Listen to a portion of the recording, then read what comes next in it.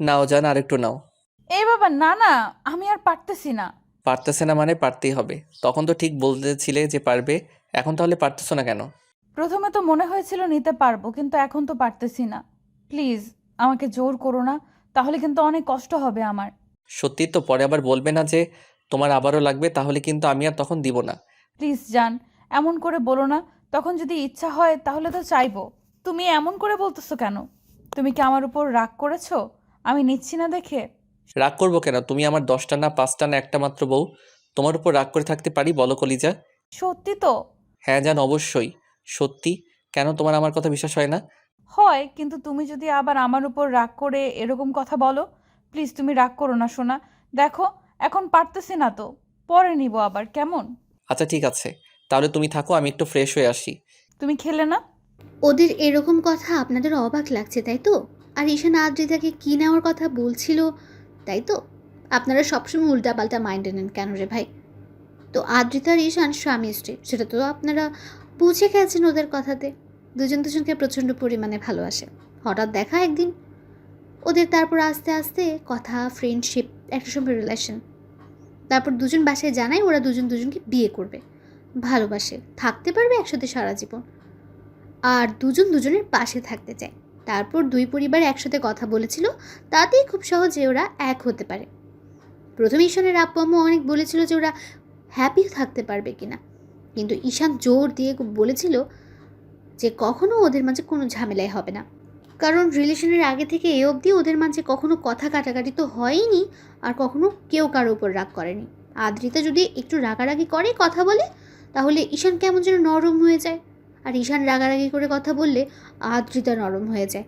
আসলে রিলেশনের মধ্যে এমনটাই হতে হয়, কেউ একজন স্যাক্রিফাইস করে নিলেই রিলেশনটা অনেক সুন্দর হয়। আদ্রিতা পরিমাণে ভালোবাসে ঈশানকে, যার জন্য ঈশানও যখন বাসায় থাকে তখন ওকে প্রায় কিছু রান্না করে খাওয়াতে বলে। আর ঈশান অনেক ভালো রান্না করতে পারে। আদ্রিতা আজকে ঈশানকে বলে পায়েস রান্না করার জন্য, আর ঈশান ওর কোনো কথাই ফেলতে পারলো না। পাগলিটার জন্য পায়েস রান্না করছিল। তারপর আদ্রিতা বলেছিল রান্না হতেই ঈশানকে নিজ হাতে খাইয়ে দিতে। তখন ঈশান ওকে খাইয়ে দিতে শুরু করলো। আদ্রিতা শুধু নিজেই খেয়ে যাচ্ছিল, ঈশানকে একটাবারও খেতে বলছিল না। তারপর যখন আদ্রিতার খেতে পারছিল না, তখন আদ্রিতা এরকম করে কথা বলল। তো ঈশান আদ্রিতার খাবার খাবে না বলে ঈশান ওকে রেখে ওয়াশরুমের দিকে যেতে গেলে আদ্রিতা ঈশানকে হাতটা ধরে ফেলে তখন ঈশানের দিকে তাকায় আর বলে, কি হলো হাত ধরলে যে? আমি তো বললাম আমি ফ্রেশ হয়ে আসি। তোমার কত আবদার মেটাতে হলো, এখন আবার যদি এইভাবে বাধা দাও তাহলে কি করে হয় বলো তো? দেখেছো, আমি এতক্ষণ নিজেই খেয়েই চললাম, কিন্তু একটা বার তোমাকে জিজ্ঞেস করলাম না তুমি খাবে কিনা। আর তুমি একটুও খেলে না, শুধু আমাকেই খাইয়ে দিলে। বাবু, তুমি রাগ করেছো তাই না? না শোনাবো, আমি তোমার উপর রাগ করতে পারি বলো? তুমি আমার 10টা না 5টা না, এখনও একটা মাত্র বউ। একটু আবদার করেছো, এর জন্য কি আমি রাগ করতে পারি? কি করব বলো? আজকের রান্নাটা এত সুন্দর করেছো না, যার জন্য খেতে নিজেই খেয়ে নিলাম। তার উপর তোমাকে বলতেই ভুলে গেছি। প্লিজ কলিজা, তুমি রাগ করো না। তুমি জানো, তোমার রাগ অভিমানটা আমি নিতে পারি না। আমি তোমার উপর রাগ করতে পারি বলো কলিজা? তুমি তো খুব ভালো করেই জানো আমি তোমাকে কতটা ভালোবাসি। প্লিজ তুমি কষ্ট পেও না, কিংবা মন খারাপ করো না। আমি ফ্রেশ হয়ে আসি, তারপর খেয়ে নিব, কেমন? সত্যি তো? তুমি রাগ করে থাকবে না তো আমার উপর? না পাগলি, রাগ করব না। তুমি জানো তোমাকে আমি কতটা ভালোবাসি, যার জন্য তুমি যা বলো আমি সেটাই শুনি। কি হলো, শুনি না বলো? হ্যাঁ শোনো, আচ্ছা যাও, আমি এগুলো গুছিয়ে রাখি কেমন। বিকেলে কিন্তু তুমি আমাকে ঘুরতে নিয়ে যাবে। যদি না নিয়ে যাও তাহলে কিন্তু অনেক কান্নাকাটি করব আমি। কিশোর একটা মুচকি হাসি দিয়ে ওয়াশরুমে চলে গেল। আসলে পাগলিটার আবদারগুলো মেটাতে ওর ভালোই লাগে, কারণ প্রচণ্ড পরিমাণে ভালোবাসে যে। সত্যিকারের ভালোবাসাটা মানুষের লাইফে একবারই আসে, আর সেটা হয়তো ঈশানের লাইফে অদ্ভুতভাবেই এসেছিল। তো ঈশান একবারে গোসল করে বের হলো। তারপর জুমার নামাজ আজান দিতেই ও আদ্রিতাকে নামাজ পড়তে বলে মসজিদে চলে গেল। তো নামাজ শেষ করে আসতে প্রায় 2:30 বেজে গেল। তারপর বাসায় এসে খেয়ে রুমে এসে বিছানায় গায়ে এলিয়ে দিল। আদ্রিতা একটু পর এসে ওর পাশে শুয়ে পড়লো। তারপর ওর বুকে মাথা রাখলো। ঈশান একটা মুচকি হাসি দিয়ে ওর মাথায় হাত রাখতে আদ্রিতা বলল, বাবু, তোমার ঘুম পাচ্ছে তাই না? কেন, ঘুমালে সমস্যা? এই না না, আসলে বলতেছিলাম কি, আমার না খুব ঘুম পাচ্ছে। আচ্ছা ঠিক আছে, ঘুমাও। ঘুমাবো মানে? তুমি আমাকে ঘুম পাড়িয়ে দিবে এখন। আমি তোমার বুকে মাথা রাখবো, তুমি আমাকে জড়িয়ে ধরে ঘুমাবে, কেমন? কেন, রাত্রি কি তোমাকে আমার বুকে মাথা রেখে ঘুমাতে দেয় না? রাতেরটা রাত্রে গেছে, তাছাড়া সব সময় কি আমি তোমাকে কাছে পাই বলো? এখন কাছে পেয়েছি তাই তুমি আমাকে বুকে নিয়ে ঘুমাবে। সপ্তাহে একদিন তুমি বাসাতে থাকো, সেদিন আমি তোমার সাথে কাটাতে চাই। তুমি বোঝো না তোমাকে আমি কত বেশি কাছে পেতে চাই? কেন পাগলি, আমার ভালোবাসাটা কি তোমার কাছে খুব কম মনে হয় যার জন্য এমন বলতেছো? না না, তুমি আমাকে যত বেশি ভালোবাসো মনে হয় তুমি আমাকে আরো অনেক বেশি ভালোবাসো। তোমার ভালোবাসাটা আমি কখনো কম অনুভব করি না, কিন্তু তুমি যত বেশি ভালোবাসো তার থেকে আরো বেশি ভালোবাসাটা আমার পেতে ইচ্ছা করে, তাই তোমার কাছে এমন করে আবদার করি। কেন, তোমার কি খুব খারাপ লাগে জান? না শোনাবো, আমার খারাপ লাগবে কেন? কারণ আমি আমার পাগলিটাকে ভালোবেসে বিয়ে করেছি। আর এই পাগলিটা আমাকে এত ভালো বোঝে যার জন্য তার কথাতে আমি কখনো রাগ করতেই পারি না। তুমি এমন করে বলো কেন? তুমি জানো না আমি তোমাকে কতটা ভালোবাসি? ওই জন্যই তো আমার বরটাকে এত বেশি ভালোবাসি। আচ্ছা, আমরা বিকেলে ঘুরতে যাব, আর তুমি আমাকে নিয়ে না বেরোলে আমার কিন্তু খুব খারাপ লাগবে। কি হলো, নিয়ে যাবে না বাবু? এই কথাটা আমার প্রতি সপ্তাহেই মনে থাকে। আমি জানি আমার পাগলিটাকে নিয়ে প্রতি সপ্তাহে একবার করে বের হতে হয়। এই সামান্য বিষয়টা আমাকে মনে করিয়ে দিতে হবে না, কারণ আমার এখন অভ্যাস হয়ে গেছে। বিয়ে হয়েছে প্রায় 6টা মাস হয়েছে, তাই না? একটা সপ্তাহ কি তোমাকে নিয়ে বেরোনোর কথাটা কি মনে নেই বলো? হয়তো একদিন কাজের প্রেশারে কিংবা ভালো না লাগলে তোমাকে নিয়ে যাইনি, তখন তো তুমি বারণ করেছো। আমি তো নিয়ে যেতে চেয়েছি। এই, তোমার কি আজকে শরীর খারাপ লাগতেছে বলো আমাকে? না জান, লাগছে না। কিন্তু আমি এটা বললাম আর শরীর খারাপ লাগলে সেটা আমি তোমাকে সবচেয়ে আগে বলি। কারণ জানো তো, আব্বু আম্মুর এখন বয়স হয়েছে, ওদের বলে ওরা আমাকে নিয়ে টেনশন করে। তুমি কি ভাবো তোমাকে নিয়ে আমার টেনশন হয় না? তুমি জানো না আমি তোমাকে নিয়ে কতটা টেনশন করি, যার জন্য সব সময় তোমার আশায় থাকি। তুমি অফিসে পৌঁছে আমাকে কখন ফোন দাও, দুপুরে কখন ফোন দিবে। আর এখন যদি বলো আমার টেনশন হয় না তোমাকে নিয়ে, তাহলে কি করে বোঝাবো তোমাকে নিয়ে আমি কতটা টেনশনে থাকি? আরে বাবা, এত টেনশন করতে হবে না। এই মায়াবতীটাকে ছেড়ে আমি অন্য কাউকে কখনো ভালোবাসবো না। তুমি সেটা খুব ভালো করেই জানো। জানি তো। আচ্ছা, এখন ঘুমাও, না হলে বিকেলে উঠতে দেরি হয়ে যাবে, কেমন? ঈশান আদ্রিতার মাথায় হাত বোলাতে বোলাতে ঘুমিয়ে পড়ল। তো বিকেল 4টার দিকে আদ্রিতার ঘুম ভাঙলে তখন ও ঈশানকে ডেকে তুলল। ঈশান চোখ ডুলতে ডুলতে উঠে বসতে আদ্রিতা বলতে লাগলো, ওই বর, ওঠো না, নিয়ে যাবে না আমাকে ঘুরতে? আর একটু ঘুমাই না প্লিজ, ঘুমাতে দাও না সোনা। রাত্রে তো ঘুমাতে দিবে না, একটু অনেক আদর করতে হবে তোমাকে। এখন একটু দাও। ফাজিল পোলা, সবার সামনে কী সব উল্টাপাল্টা কথা বলো। একদম এসব বলবে না। রাত্রে ঘুমাতে চাইলে ঘুমাতে দেব, তারপরও এখন যাও, গিয়ে ফ্রেশ হয়ে আসো। রেডি হতে হতে আধ ঘন্টা সময় লেগে যাবে। প্লিজ সোনা, যাও, না হলে কিন্তু মন খারাপ করব। উল্টাপাল্টা কথা কোথায় বললাম? আদর করার কথাটা উল্টাপাল্টা হলো? তাছাড়া রাতে যদি তোমাকে আদর না করি আমার তো ঘুম পাবে না। তুমি এমন করে বলো কেন? আমি বুঝতে পেরেছি, তুমি জানো যে তোমাকে অনেকক্ষণ আদর না করলে আমার ঘুম আসে না, সেজন্য বলছো ঘুমিয়ে পড়তে, তাই তো? কখনোই না। আর তুমি কি বলতেছো? মন খারাপ করবে কেন? এখনই যাচ্ছি আমি। ওই জন্যই তো আমার পাগলটাকে এত বেশি ভালোবাসি। আই লাভ ইউ কলিজা। ঈশান একটু মুচকি এসে তারপর ফ্রেশ হয়ে এসে দুজনে রেডি হয়ে নিল। তারপর আদ্রিতাকে নিয়ে বেরিয়ে গেল।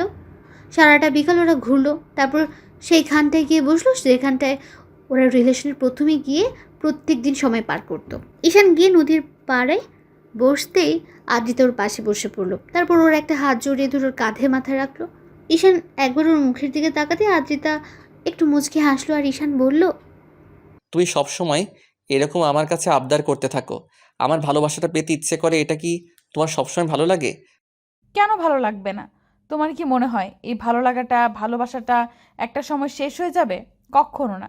আমি চাই আমার বরটা আমাকে সব সময় ভালোবাসুক। যেখানে অন্য মেয়েরা চায়, তাহলে সেখানে আমি চাইবো না কেন? কে বলেছে অন্য মেয়েরা চাই? সবাই তো একরকম হয় না। তুমি আর আমি না হয় আমরা দুজন দুজনকে অনেক বেশি ভালোবাসি, এই জন্য তুমি এমনটা করতে থাকো। কিন্তু অন্যান্য স্ত্রীগুলো তাদের স্বামীকে সবসময় কাছে আসতে দেয় না। শোনো, কে কি করলো এটা আমি জানতে চাই না। আমি তোমাকে অনেক বেশি ভালোবাসি, তাই আমি তোমাকে কাছে পেতে চাই। তুমি এখন এত কথা বলবে না। তোমাকে যেটা বলেছি তুমি সেটা করো। এখন চুপচাপ থাকো, আমাকে তোমার কাছে থাকতে দাও। সারা দিনই তো আমার কাছে ছিলে, এমন না যে আমি তোমাকে দূরে সরিয়ে দিয়েছি। দুপুরে তোমাকে বুকে নিয়ে পর্যন্ত ঘুমিয়েছি, এখন বলতেছো আমার কাছে থাকতে চাও? তুমি তো জানো তোমার কাছে থাকতে আমার কতটা ভালো লাগে, ওই জন্য তো তোমাকে এমন করে বলি। এখন চুপচাপ থাকো তো। কিন্তু আমার তো তোমাকে আদর করতে ইচ্ছে করছে, তুমি জানো না?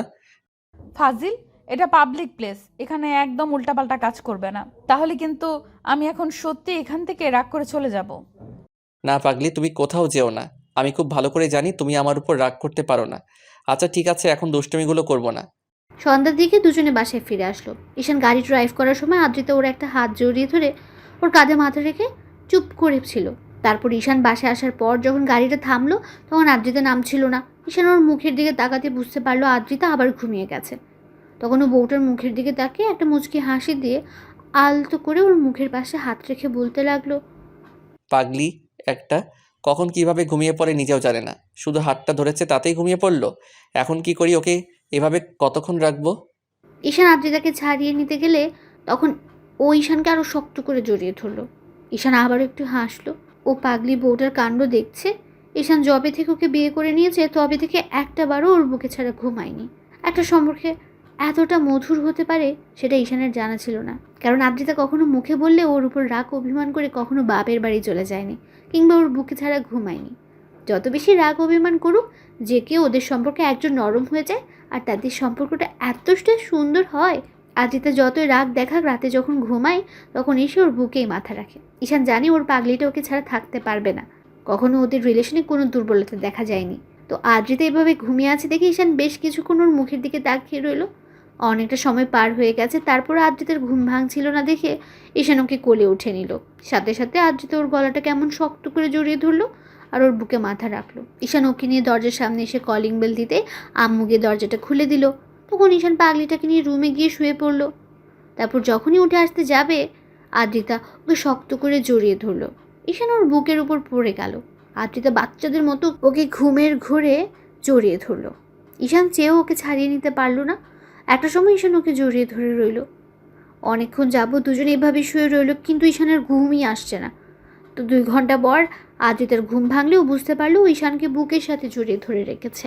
আদ্রিতা ঈশানের মুখের দিকে তাকাতে দেখলো ঈশান মুচকি মুচকি হাসছে। তখন ও বলে, এ বাবা, আমরা এখানে গেলাম কি করে? আর এটা কার রুম? তুমি এখানে যে? এটা আমাদের রুম। তুমি আসার সময় ঘুমিয়ে পড়েছিলে, তাই তোমাকে কোলে করে আনতে গিয়ে যখন বিছানায় শুয়ে দিতে যাব তখন তুমি আমাকে খুব জাপটে জড়িয়ে ধরেছিলে, তাই আর ছাড়িয়ে নেয়নি। কেন ছাড়িয়ে নাওনি? তোমার কষ্ট হয়েছে তাই না এভাবে থাকতে? খুব খারাপ লেগেছে বলো? না একদমই না, আমার পাগলিটা বুকে থাকতে তো আমার অনেক ভালো লেগেছে। তাছাড়া ছাড়িয়ে নেয়নি এজন্য কারণ আমার বউটা ঘুমটা ভেঙে যেত, তাহলে সে অনেক বেশি কষ্ট পেত। তোমাকে যত দেখি তত বেশি অবাক হয়ে যায় জানো। এতে অবাক হওয়ার কি আছে? নিজের বরকে দেখতেছো, অন্য কাউকে তো দেখতেছো না। আরে বাবা, আমি ওই দেখার কথা বলতেছি না। তোমাকে যতই কাছের থেকে দেখছি আর তোমার ব্যবহারগুলোর কথা ভাবছি, ততই বেশি আমি অবাক হয়ে যাচ্ছি, সেটাই বললাম। আচ্ছা তুমি উঠে ফ্রেশ হয়ে আসো, রাতে তো মনে হয় কারো খাওয়া হলো না। চলো গিয়ে খেয়ে আসি, তারপর দুজনে রোম্যান্স করব, কেমন? তাই তোমার দেখি রোমান্স করার কথা একটু ভুলিনি, এখনো মনে আছে। কেন ভুলবো? কিসের জন্য ভুলবো? আমার বাবুটাকে আদর না দিলে তো সে ঘুমাতে পারে না। সে কি আমি জানি না মনে করেছো? তুমি সারা দিন আমার কথা আবদার পূরণ করেছো, আর আমি যদি তোমার স্ত্রী হয়ে এইটুকু মনে রাখতে না পারি, তাহলে আমাদের সম্পর্কটা এত সুন্দর হয়েছে কি করে বলো? এর জন্য তো আমার পাগলিটাকে এত বেশি ভালোবাসি, এত বেশি কাছে রাখতে চাই। আমি তোমাকে প্রচন্ড পরিমাণে ভালোবাসি পাগলটা। আমি সেটা খুব ভালোভাবেই জানি পাগলি। আদ্রিতা ঈশানকে শক্ত করে জড়িয়ে ধরলো আর ঈশানও পাগলিটাকে বুকের সাথে জড়িয়ে ধরে নিল। তো ভালো থাক ভালোবাসা। ধন্যবাদ সবাইকে আমাদের পাশে থাকার জন্য।